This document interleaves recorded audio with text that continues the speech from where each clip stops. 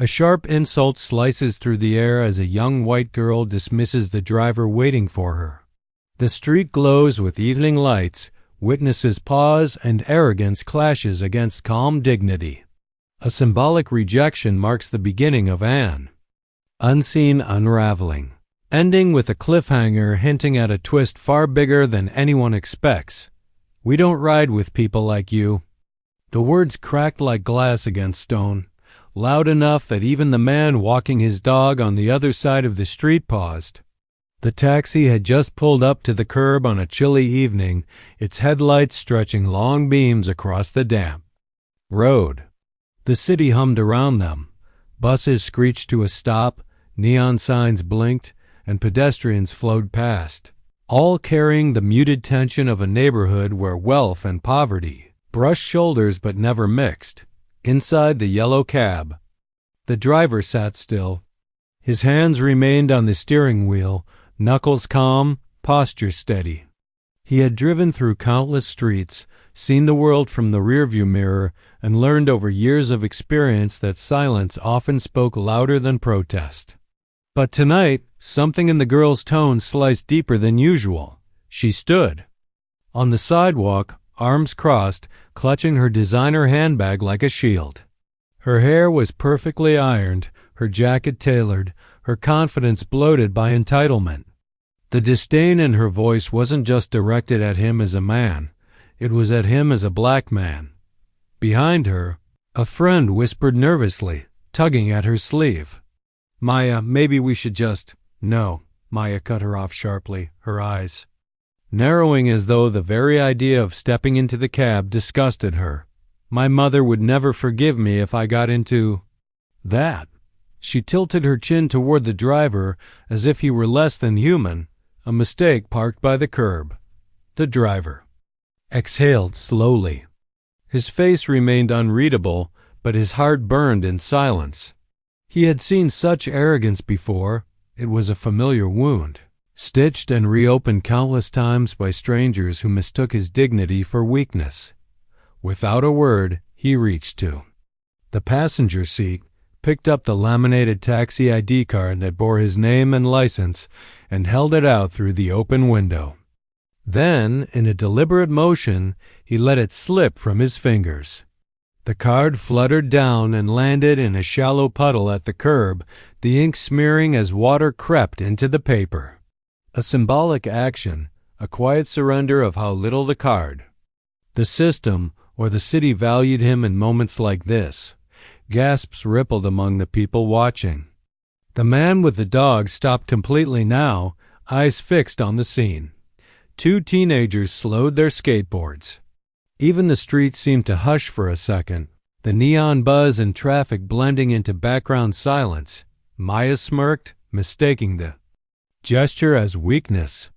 She tossed her hair, tightened her coat, and sneered. "See? Even he knows his place." For the first time, the driver spoke. His voice was calm, deep, resonant, like a tide slowly pulling in. "My place," he said, locking eyes with her through the open window, "is not where you think it is." The words didn't rise in volume, but they landed heavy, shaking her smirk into a flicker of uncertainty. Something in his tone, in his stillness, suggested a weight she hadn't anticipated.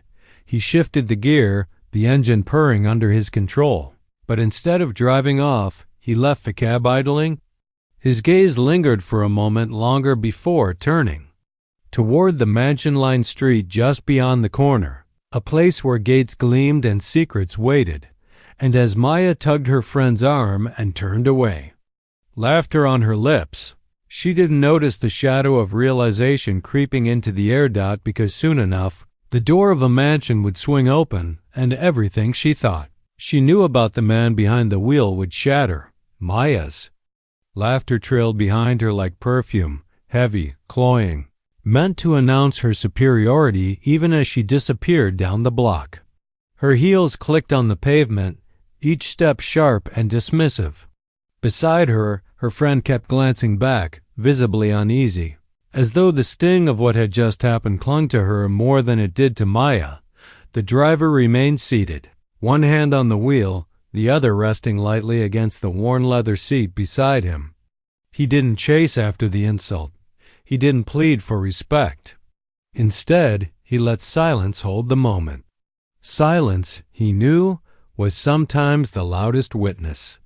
On the sidewalk, those who had watched the exchange began to murmur, "Did she really just say that?" The man with the dog whispered, brows furrowed.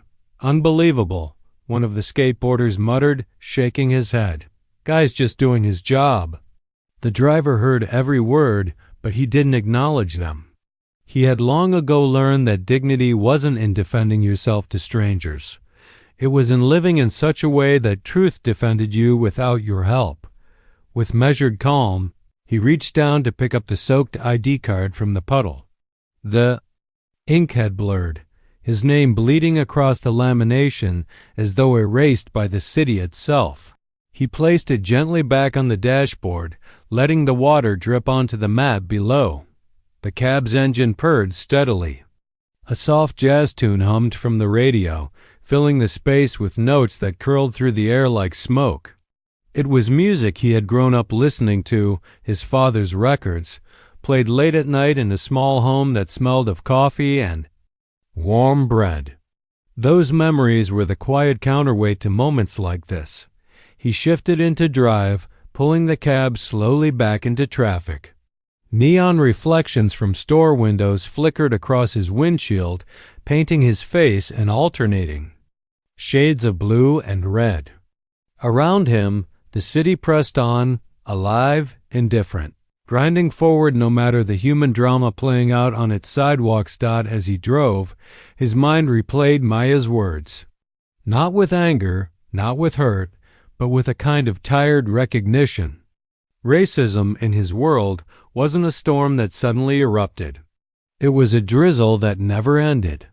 Some days it was harsher, some days softer, but it was always there, soaking everything it touched. Still, tonight felt different, not because of what she had said. He had heard worse. But because of what lay ahead. His shift wasn't just a shift. This cab wasn't just a cab. And he wasn't just a driver. But that no one on this street knew. Not yet. The friend's voice echoed faintly as they turned the corner. "Maya, you didn't have to say it like that. People were watching." "Let them watch," Maya snapped. Her pride puffed like a flame. "I know who I am, and I know what I deserve." The driver exhaled slowly, letting the jazz calm him. Her words didn't matter, not compared to where he was headed. Minutes later, a new passenger waved him down. A middle-aged woman, tired from shopping, slid into the back seat. "Evening," she said softly, as if wary of intruding on the mood she sensed in the cab. "Evening," he replied, voice even, courteous. As he drove her toward her destination, the woman's eyes drifted to his ID card on the dashboard, still wet from the puddle. She tilted her head. "Rough night?" He met her eyes briefly in the rearview mirror. "Just another ride," he answered, but behind his calm tone, there was something more, a glimmer that suggested the ride was far from ordinary. The cab rolled past the shimmering gates of an affluent neighborhood, streetlights bouncing off the polished iron bars. The woman in the back didn't notice the subtle shift in his expression as he glanced at one particular mansion on the hill, grand, glowing, its doors like guardians of a secret. He slowed for a moment, eyes lingering, before accelerating again. The passenger saw nothing unusual, but the driver knew, and when the time came, that very mansion would open its door, and the girl who mocked him would be standing on the outside, begging to understand. For now, though, the city carried him onward, the whispers of bystanders still hanging in the air, seeds of doubt already planted against Maya's arrogance. The night was still young, and the story had only just begun. The cab glided smoothly over polished asphalt, a stark contrast to the cracked pavement of the lower blocks. Here, Lampposts gleamed like silver sentinels, and trimmed hedges walled in houses that looked more like palaces than homes. The air itself seemed quieter, guarded, as if money could buy silence. Most drivers hurried through these streets, intimidated by the presence of cameras mounted on gates and security vehicles crawling by. But not him. His hands relaxed slightly on the steering wheel. His eyes scanned the familiar facades, not as a stranger, but as someone who belonged, if only in ways no one here would dare guess. He eased the cab to the side of the road after dropping off his passenger at a townhouse. For a moment, he let the engine idle and gazed up toward the hill. There it stood, the mansion that always drew his eyes, no matter how many times he passed it. Columns rose like marble soldiers, the balcony stretched wide, and golden light spilled through tall windows, suggesting warmth within. The sight carried him backward, years ago. Before the wrinkles began to mark his hands, before the cab became his nightly companion, he had stood at that very door. The memory returned sharp. A gathering of suits and gowns, laughter spilling across the lawn, glasses clinking in celebration. He had been there not as a driver, not as an outsider, but as someone known, someone respected. His lips pressed into a thin line. So much had changed since then. Yet tonight, fate was already circling back. A car honked behind him, snapping him from thought. He signaled, pulled back into traffic, and let the flow of the city carry him downhill again. But the mansion lingered in his mind like a flame behind closed eyelids. Meanwhile, across the city, Maya and her friend ducked into a bright cafe. The neon glow painted their faces as they slid into a booth, laughter tumbling from Maya's lips like victory. She replayed the cab scene with exaggerated disdain, mimicking the driver's calm silence. "Can you believe it?" Maya scoffed. He just sat there like he couldn't even defend himself. Pathetic. Her friend shifted uncomfortably, sipping her latte. "You don't think maybe you were too harsh?" "Please." Maya sneered. If he wanted respect, he wouldn't be driving a taxi. People like that, they stay where they belong. The words dripped with poison, yet the cafe around them buzzed with its own noise. Nobody there had witnessed the moment. Nobody knew the truth of what had been said. Still, the arrogance in Maya's tone rang hollow, like glass about to crack. Back in the cab, the driver accepted another fare. A young man in a suit climbed in, clearly fresh from a corporate office. He slumped against the seat, exhausted. "Rough day?" the driver asked. The man chuckled without humor.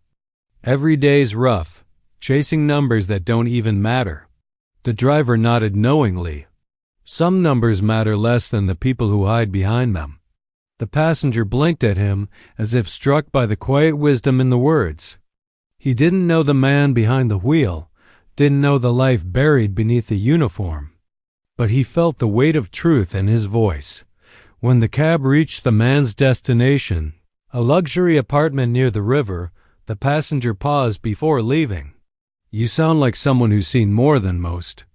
The driver's eyes lifted to the rearview mirror, calm and steady. "You could say that." The young man gave a small, respectful nod before stepping out. It was a fleeting exchange, but moments like these stitched together the fabric of his nights, reminders that dignity didn't need an audience. Alone again, he steered the cab back toward the central roads.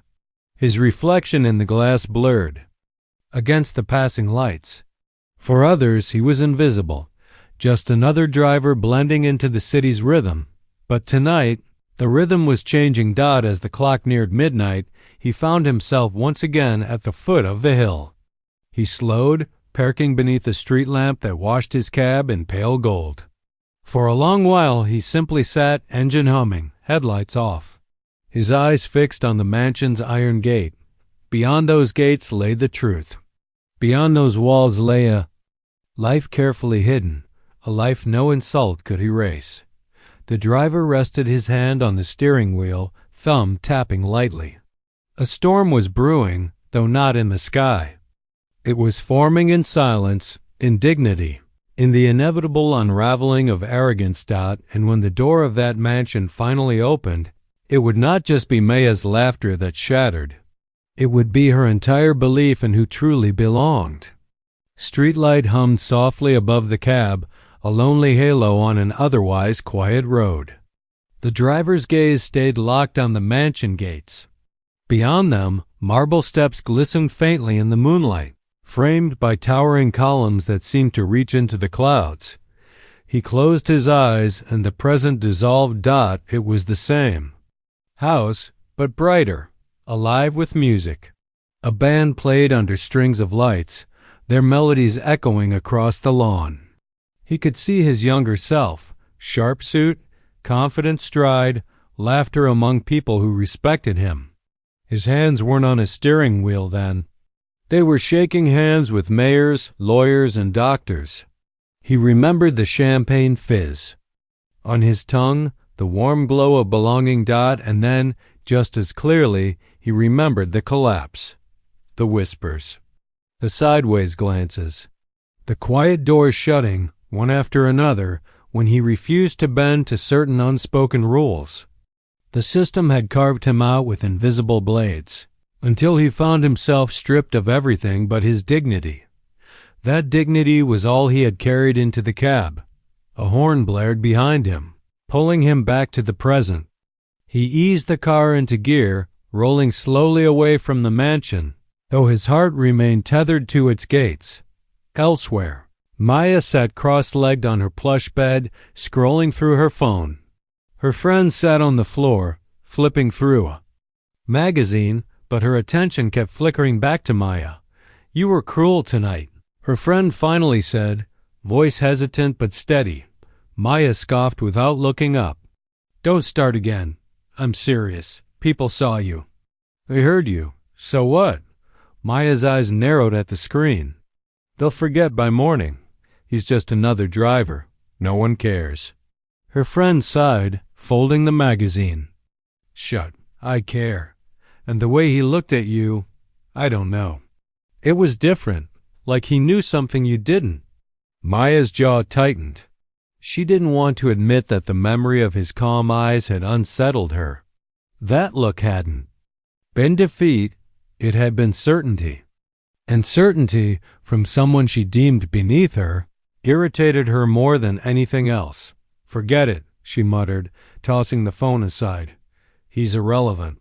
But deep down, the image lingered. Back in the cab, the driver picked up another fare, a group of tourists laughing loudly, snapping photos even from the back seat. Their chatter washed over him without meaning, like radio static. Yet when they pointed toward the hill and asked about the mansion, his heart stirred again. "Who lives there?"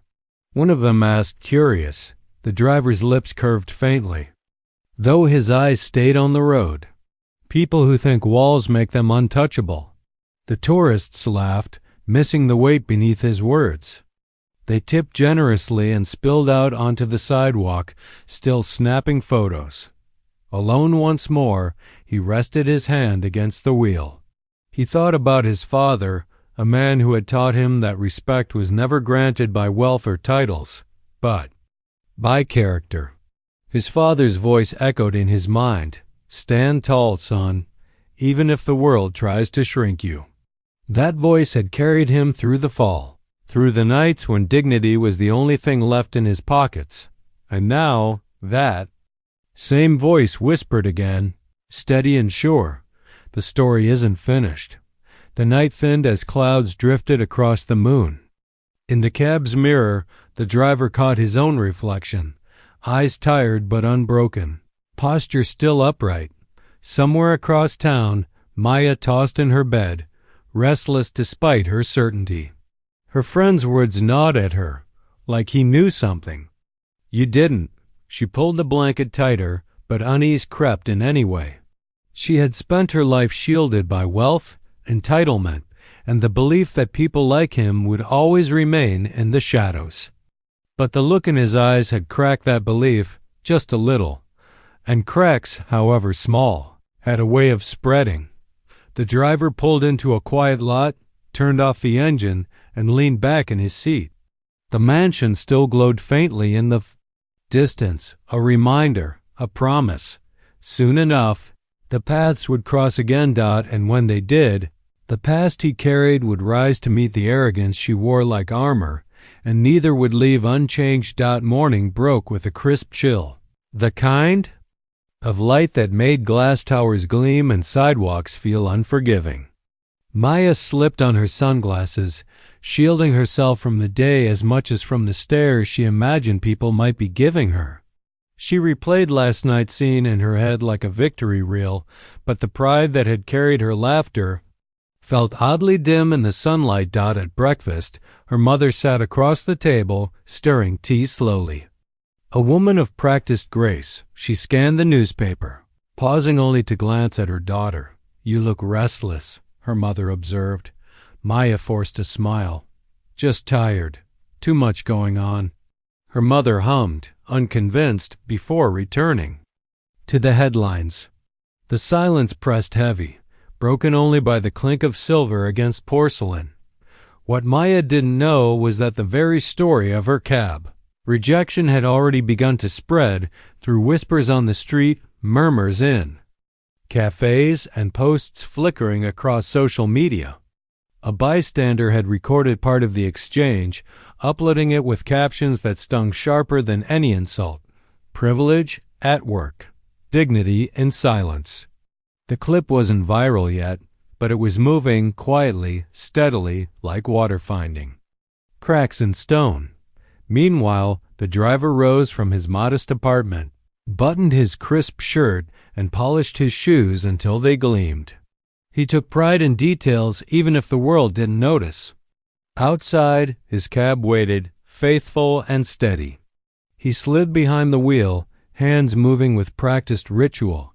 Ignition, mirror, gear. As he pulled onto the road, his mind wandered again to the mansion. Last night, it had felt like a silent witness. Today it felt like a magnet. Around midday, Maya met her friend for coffee again. The friend's eyes flickered with unease as she placed her phone on the table. "You should see this," she said softly. Maya frowned, sliding the phone closer. Her own voice spilled from the tiny speaker, cold, dismissive, cutting. And there, he was, silent, calm, his eyes steady even as she spat her words. The video was shaky, the audio rough, but the message was unmistakable. Maya's cheeks burned. Who filmed this?" "Doesn't matter," her friend said. "It's out there. People are talking." "No one important," Maya snapped quickly, but her throat tightened. The thought of strangers dissecting. Her arrogance gnawed at her. For the first time, she wondered if the story wasn't entirely hers to control. Back in the cab, the driver picked up a young woman dressed in scrubs, exhaustion written across her face. She leaned back with a sigh. As the cab moved through traffic, "Long shift?" he asked gently. 14 hours, she murmured.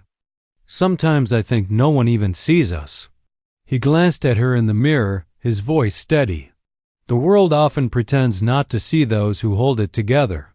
Her eyes softened, gratitude flickering across her features. It wasn't much, but it was enough to make her feel less invisible. Moments like this reminded him of his purpose. Driving wasn't just about fares. It was about connection, about dignity shared in fleeting exchanges. As the cab wound its way through the city, he caught another glimpse of the mansion gates in the distance. He slowed slightly, watching the sunlight catch on the iron bars. His reflection in the rearview mirror merged with that image, his present and his past overlapping like two halves of the same photograph. That night, Maya tossed restlessly in bed again. She tried to scroll through her feeds, distract herself with fashion and gossip, but the video kept appearing, reshared by strangers who added their own commentary. Some mocked her tone. Others praised the driver's silence. Her armor of arrogance felt thinner with each refreshed dot her friend's words. Echoed once more, like he knew something you didn't. Maya turned off the screen, burying her face in her pillow. For the first time, doubt whispered louder than pride.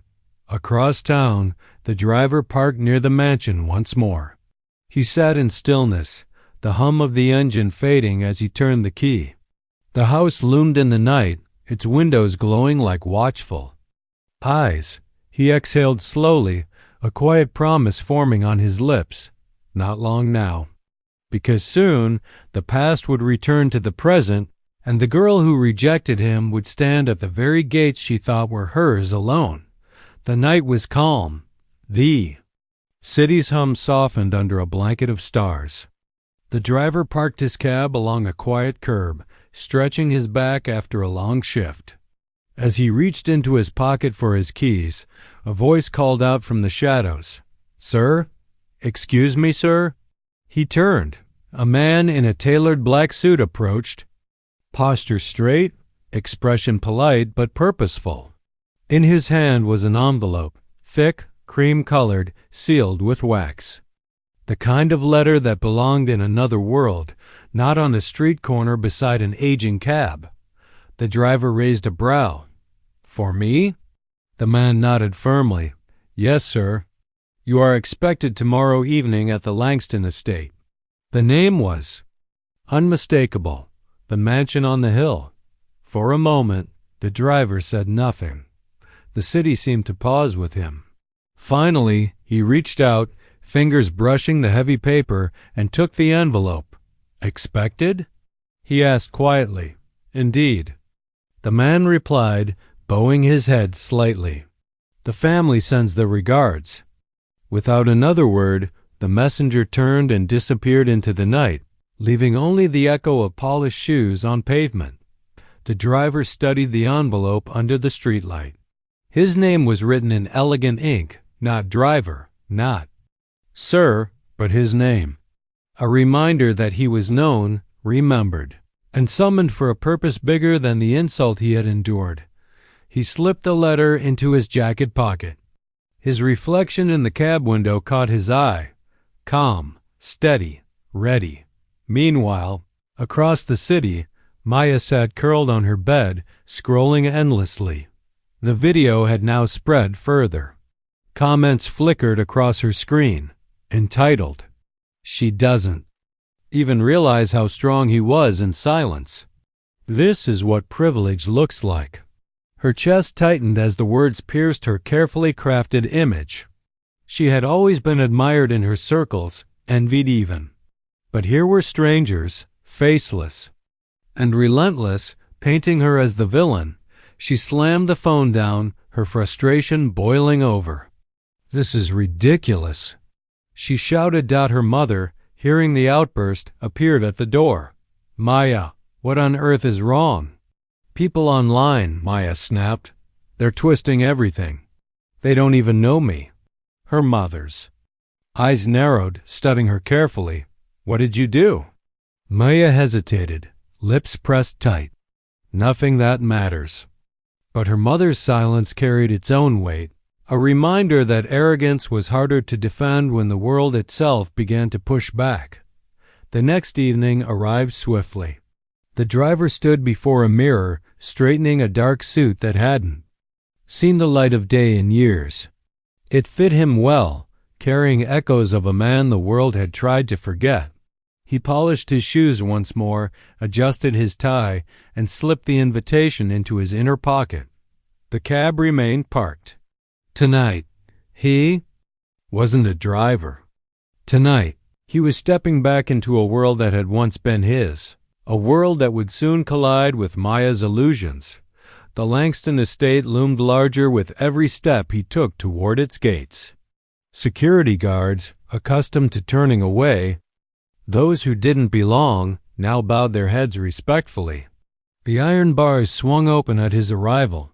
Inside, chandeliers blazed golden light across marble floors. Guests in gowns and suits mingled, their laughter echoing against the high ceilings.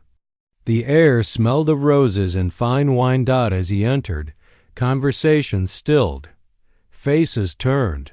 Recognition sparked in their eyes. Some nodded with reverence, others whispered in disbelief. The driver moved with quiet grace, shoulders straight, presence commanding without a word. And though Maya wasn't there yet, fate was already arranging the moment she would walk through the same door. For her, the mansion was a symbol of status she clung to. For him, it was a place of unfinished business, of dignity stolen and now slowly returning. As the night deepened, the driver lifted a glass of water, not champagne, and let his gaze sweep across the room. He felt the weight of eyes upon him, but he stood as he always had, calm, unbothered, steady. And somewhere in the distance, Maya's world was cracking further. She would soon be dragged into this space, unaware that the man she had dismissed would be standing tall at the center of it. The stage was nearly set. The door of the mansion had opened, and the story was no longer his alone. The mansion glowed like a palace, chandeliers spilling golden light across every corner. A string quartet played softly in the background, their music floating like silk through the grand hall. Guests in shimmering gowns and sharp suits mingled with glasses of champagne, laughter rising like bubbles in the air. But beneath the polished surface, tension stirred. Maya arrived late, wrapped in a crimson dress that turned heads as she entered. Her heels clicked sharply against marble, each step exuding practiced confidence. She tilted her chin high, lips curled in a perfect smile. Though inside her chest ached with the memory of endless notifications, the online storm refusing to quiet. As she swept into the room, whispers followed her. "That's the girl from the video. Can you believe how she treated him? Her family must be embarrassed." The words reached her like needles, pricking her carefully held poise. She forced her laugh louder, her gestures broader, as though the mask of performance could drown out the sound. Her mother joined her side, placing a gentle but firm hand on her arm. "Maya, smile if you must, but know that people here see more than glitter. They read character." Maya's eyes flickered, irritation sparking. "They don't know the full story." "Maybe," her mother said softly, "but they saw enough." Across the hall, the driver stood quietly near the edge of the crowd, a glass of water in his hand. He wore his dark suit with an ease that surprised many. His posture was neither proud nor submissive. It was steady, the kind of presence that didn't demand attention but naturally commanded it. He didn't look at Maya at first. He didn't need to. Others did it for him. Their eyes darted from him to her, whispers knitting invisible threads that tightened around her name. When at last their eyes met, Maya felt a jolt. He was not the man behind the wheel anymore. He was something more, something her arrogance had failed to recognize. His calm gaze held no anger, no vengeance, only a quiet reminder that dignity wasn't taken, only ignored. Maya turned quickly, pretending not to notice, but her mask faltered. Her hand trembled slightly as she reached for champagne, spilling a drop on the marble floor. "Careful," someone murmured, but she brushed it off with a laugh that felt brittle even to her own ears. The music swelled, but so did the whispers. In one corner, an older woman in pearls leaned close to her companion. His patience shamed her more than anger ever could. In another, a young man said, "If that were me, I'd never show my face again. But look at him, he walks with peace." Every word stung, though no one said them to Maya's face. She clenched her jaw, fighting the heat rising in her cheeks. At that moment, the host of the evening, a dignified man in his 60s, raised his glass. "To our honored guest," he announced, eyes resting warmly on the driver, "a man who carries himself with grace and integrity. Tonight we celebrate not status but character." Applause filled the hall. Some clapped politely, others with genuine admiration. The driver bowed his head slightly in acknowledgement, his lips curved in the faintest of smiles. Maya's chest tightened. Applause for him, recognition for him, and silence for her. She excused herself from her circle, retreating toward the balcony. Cool air rushed against her skin as she stepped outside, gripping the railing as though it could steady her unraveling thoughts. How? She whispered under her breath. How is he the one they praise? Inside, the driver remained calm, unaffected by the shifting tides of opinion. He had no need for revenge. Time and truth were already doing the work. On the balcony, Maya's mask slipped further. The perfect daughter, the admired guest, the untouchable beauty, all those roles were cracking under the weight of reality. She pressed a hand against her temple, hearing again the echo of the moment in the cab, the words she had spoken, the disdain she had shown. And now, here she was, surrounded not by envy, but by judgment. Her reflection in the glass door stared back at her, but she barely recognized the woman looking through tired eyes. From inside, music rose again. The celebration continued. But Maya's heart sank deeper into silence, and somewhere within her, though faint and fragile, a question began to stir. Was she wrong? For the first time, doubt cut through her certainty. And once doubt takes root, masks rarely survive. The music faded, the hall dimmed, and whispers hovered like restless shadows. The host had just stepped aside after thanking the driver, when an unexpected figure rose from her seat. Maya's mother. She walked with the grace of someone who had carried burdens heavier than pearls and silks.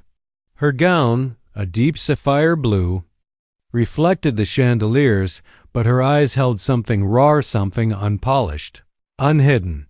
Guests turned in their seats. Conversations died. Even Maya froze by the balcony, her chest tightening. Why is she? Maya whispered under her breath. Panic raced through her veins. Her mother's heels clicked gently across the marble floor. With every step, the room grew quieter, as if the very walls leaned in to listen. She stopped at the center, raised her head, and let her voice ring out calm, steady, yet charged with electricity. Tonight, she began, we gather to honor dignity, but let us not mistake what dignity truly means. It is not stitched into gowns, nor poured into glasses of champagne. It does not shine in chandeliers. Dignity is proven only when it is tested, when arrogance tries to strip it away. The words struck like stones dropped into water. The ripples touched every face, every ear. Maya's breath caught. Her mother had never spoken like this in public before. I am the mother of the young woman you have all seen on your screens this week, she continued, her voice lowering but no less commanding. Yes, I watched the video. Yes, I saw the words, and yes, it broke me. Gasps fluttered through the audience. Some guests looked at Maya, their eyes sharp with judgment. Maya's nails dug into her palms. Her mother pressed on. She is my daughter, but even as her mother, I cannot excuse what she said. Her arrogance cut deeper than she understands, not just into the heart of the man she disrespected, but into the fabric of values I once taught her. Maya swallowed hard, heat rushing to her cheeks. She's exposing me. In front of everyone, but her mother's gaze shifted, and when her eyes landed on the driver, they softened. She inclined her head respectfully. Sir, to you, I owe something. Greater than an apology. I owe truth. Because truth has been my silence for too long. The hall seemed to shrink. Not even the waiters moved. Her mother drew a trembling breath, then released it with conviction. You see? My daughter did not invent arrogance. She inherited silence. Mine? The words puzzled Maya. She frowned, searching her mother's face. When I was her age, her mother continued, her tone weighted with memory, I loved someone. A man who carried in his skin a history others refused to accept. They said I was ruining my family, shaming my bloodline. They told me to walk away. And when the world pressed me into a corner, I did something worse than fighting. I stayed silent. The revelation thundered through the hall. Guests shifted in their seats, shocked. Some covered their mouths. Others whispered furiously. Maya's chest tightened. She loved someone? Someone society rejected? Her mother's voice cracked slightly, but she never looked down. I lost him not because love was weak, but because I buried my truth beneath silence. And that silence, my friends, is the loudest betrayal I have ever committed. Tears slid down her cheek, but she did not hide them. Instead, she let them gleam under the golden lights. The driver bowed his head slightly as though honoring not her pain, but her courage. Her mother pressed a hand to her chest. So when I saw my daughter mock dignity, when I saw her weaponize status, I did not just see her cruelty. I saw my own silence staring back at me. The hall exhaled in a collective sigh. No one looked at Maya now. They looked at her mother, suspended in the rawness of her confession. Understand this, she declared, her voice rising with strength. Dignity is not won by those who arrive first, or who sit higher, or who wear more. Dignity belongs to the one who stands even when told they do not belong at all. Her words rang out like a bell, vibrating through the air. For a long moment, no one moved. The chandeliers hummed faintly, the glasses trembled on tables, and the silence carried the weight of history itself. Maya stood rooted, tears finally gathering in her eyes. Her throat burned, but no sound escaped her.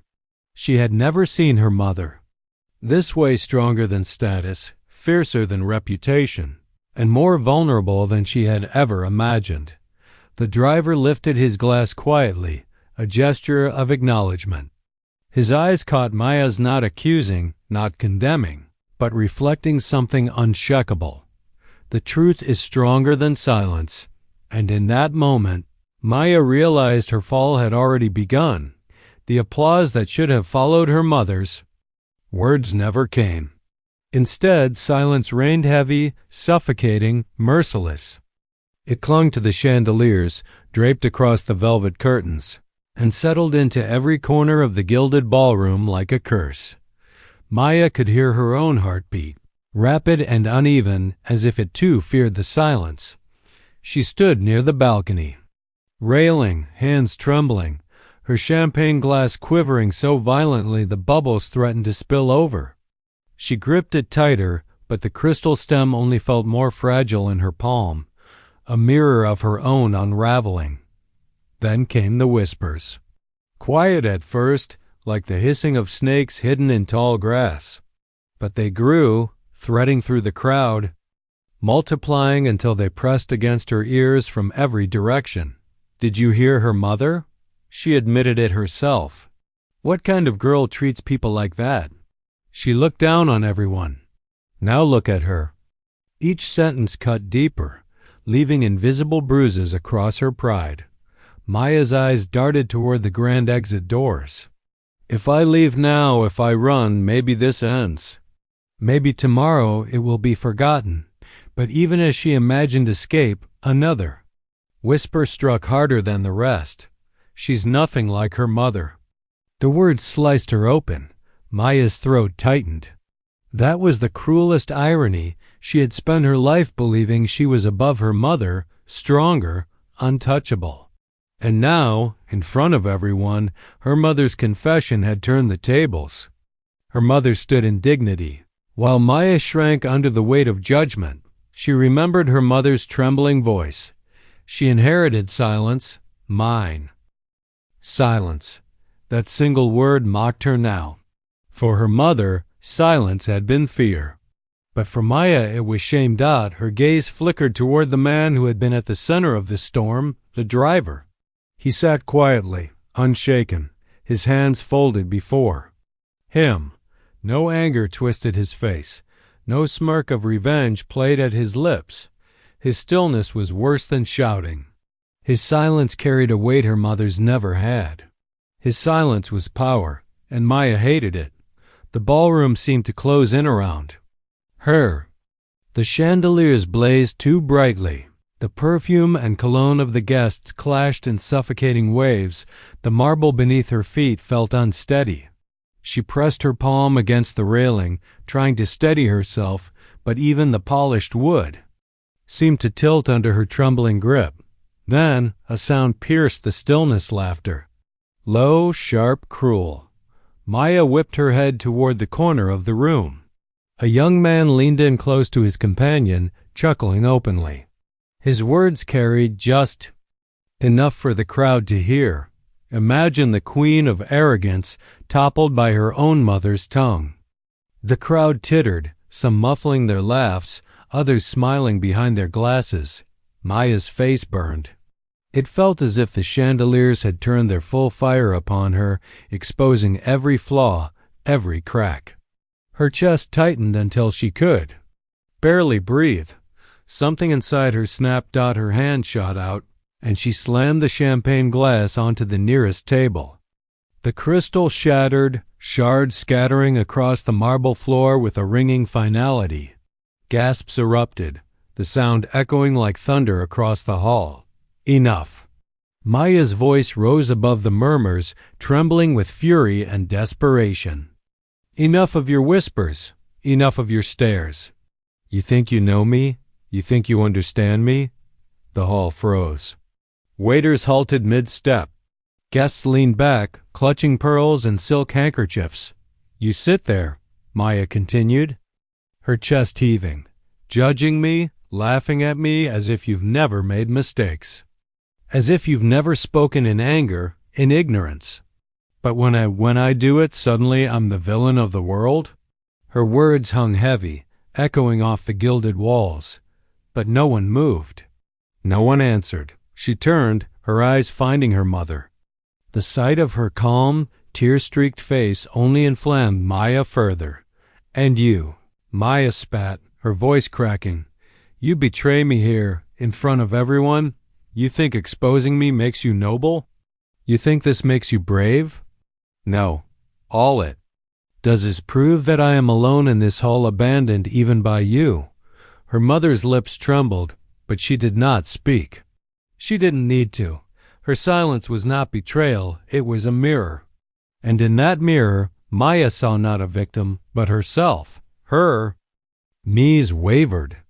The weight of her own words pressed her down, but she fought to stay upright, her pride clawing desperately to survive.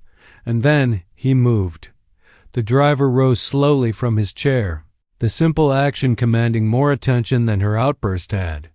His footsteps echoed across the polished marble as he approached, calm and deliberate, like a verdict walking toward its sentence. Maya's breath caught. Every instinct screamed to step back, but her feet wouldn't move. He stopped before her, his presence towering without arrogance, his eyes locked on hers. Mistakes, he said softly, yet his voice carried with startling clarity, are forgiven. When the heart learns, but arrogance turns mistakes into chains. Maya flinched as if struck. She wanted to retort, to spit venom back at him, but her lips refused to move. His words coiled around her, heavier than the judgment of the crowd. He leaned closer, his voice now low enough that only she and those nearest could hear. Yet it seemed to pierce the hall regardless. You are not hated because you erred. You are breaking because you refuse to face yourself. The words lodged in her chest, suffocating, undeniable. The hall remained frozen, every guest suspended in silence, waiting. Her hands trembled. Tears stung her eyes, spilling despite her desperate attempts to hold them back. For years, she had armored herself with pride, sharpened herself with arrogance.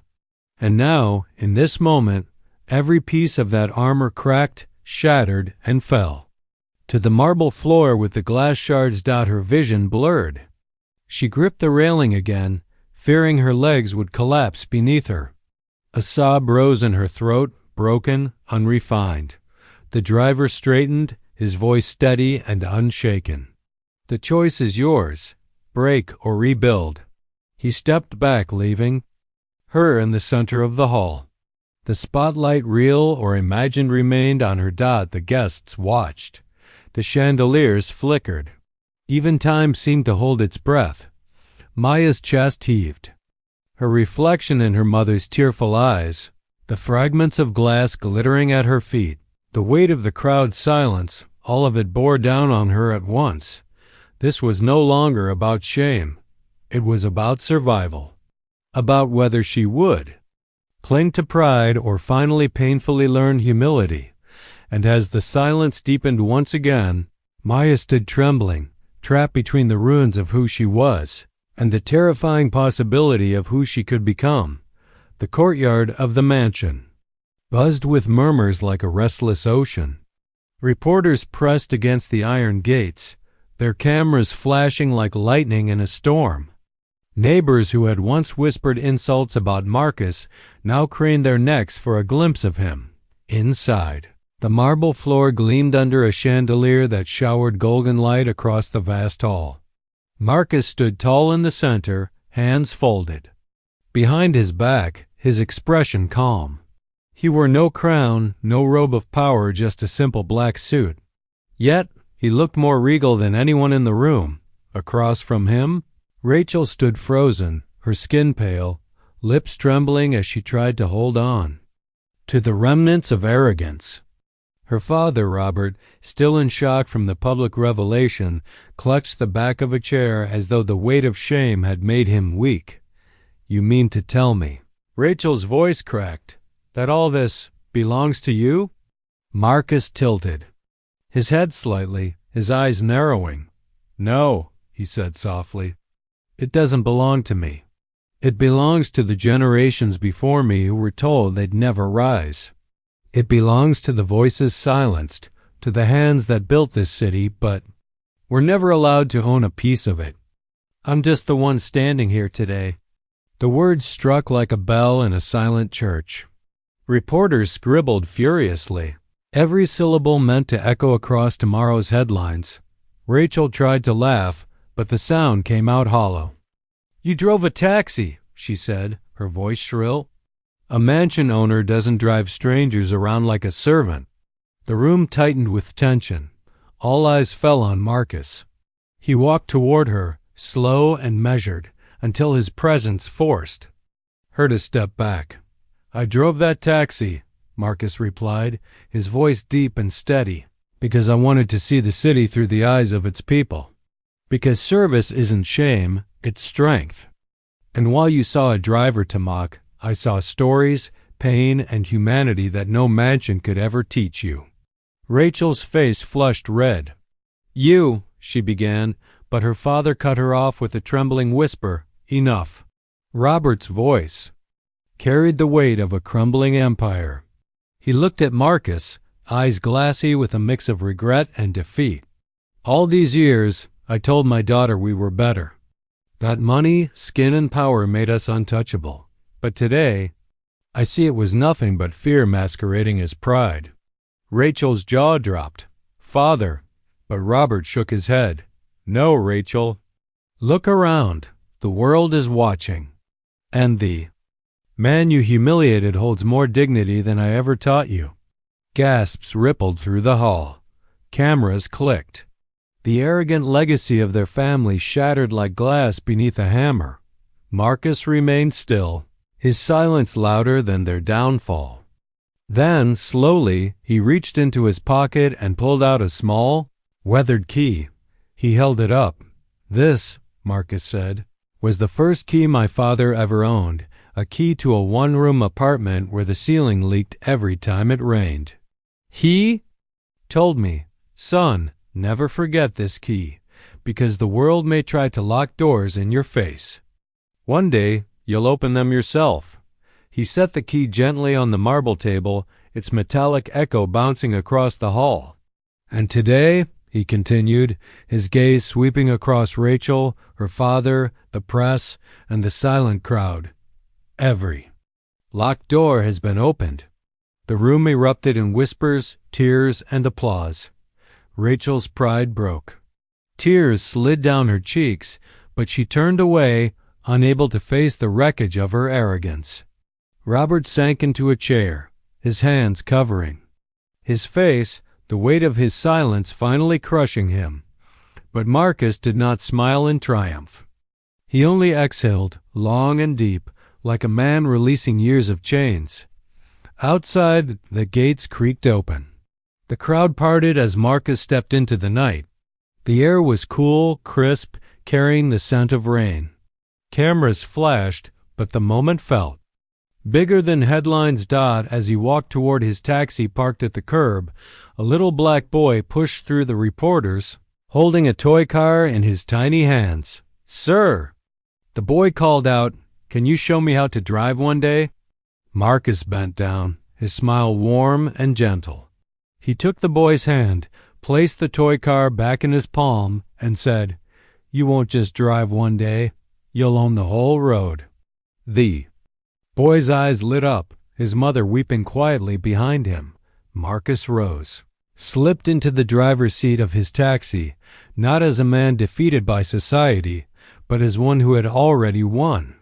The mansion loomed behind him, a silent monument not to his wealth, but to his journey. As he drove off, the headlights cut through the darkness, and the crowd's murmurs faded into the night.